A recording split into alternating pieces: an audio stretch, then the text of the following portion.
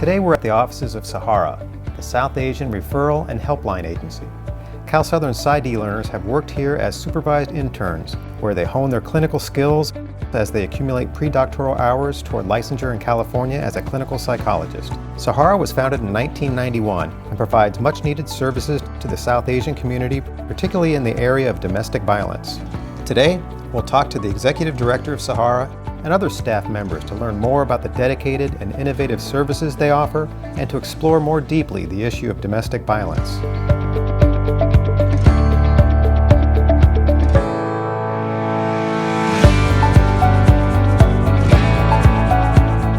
SAHARA was founded in 1991 by 5 social workers and 2 physicians. The SAHARA provides linguistic and culturally sensitive support services to the South Asian community.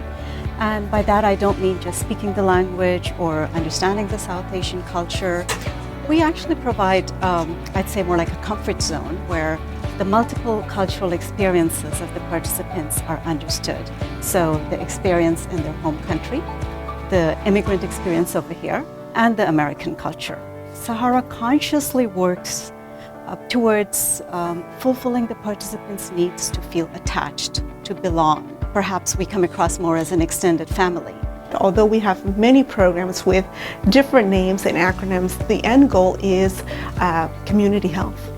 When the organization first started, there was a lot of clients that had come from South Asia, their home countries, and were settling here, and they had these domestic violence type issues. Now we see that there are more older adults coming to the United States, perhaps to live with their children or take care of grandchildren, and they're facing different types of abuse. There's also a change because there are people now that have grown up in the United States with parents that immigrated, and they're growing up and getting married, and so there's a whole new generation of relationships and a different type of problem than maybe their parents had. Domestic abuse covers spiritual abuse, sexual abuse, mental, emotional, and physical abuse is one aspect of the different kinds of abuse that exist. The importance of having a place where people can walk in the door and immediately feel a sense of belonging. And oftentimes that just starts with, you understand my language and I don't have to explain who I am because I've come into a place where you already have a sense of what I've been a part of. This feeling of this is where I feel comfortable, this is where I'll be completely understood, that relationship that goes beyond just providing services at one instance. It's a continual relationship that goes on. SAHARA has had a lot of positive impacts. I can sit here and tell you stories, a lot of positive stories, and one day would not be enough to share all the stories. I remember when I started working here, my supervisor, she's also a founder of SAHARA. She told me about Katie. We helped from womb to tomb, and that year we had a client who delivered a baby at our shelter, and that same year we had a senior citizen who passed away, and we helped her with her religious rites of what's involved in Hindu cremation ceremony. Participants have found the strength again to love and to commit to our relationships. These are people who were victims of violence at some point in time in their life or victims of abuse. And they come to us and they say, would you give us away at our wedding?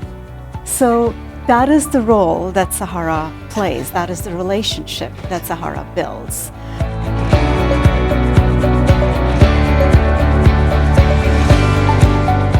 I would say the 2 most important ways that community members can get involved is one, to spread the word about SAHARA. This is, for me, a community that does really well by word of mouth. This is a community that may perhaps otherwise not seek services, but if there's a trusted friend, someone who could say, SAHARA is there for you, I know that that would be tremendous gains in executing our mission. The second part is obviously financial support. I can share with you that although we've been very strategic about diversifying our funding source, our primary source of funding still is individual donors. Our goal is to very actively serve all of Southern California. And most importantly, I think, because we are so driven to create social change, outreach, community outreach opportunities. Those are the needs. The need to feel connected, the need where you're able to trust someone, that this individual or this organization is going to completely believe in my well-being. Those are the needs that we fulfill.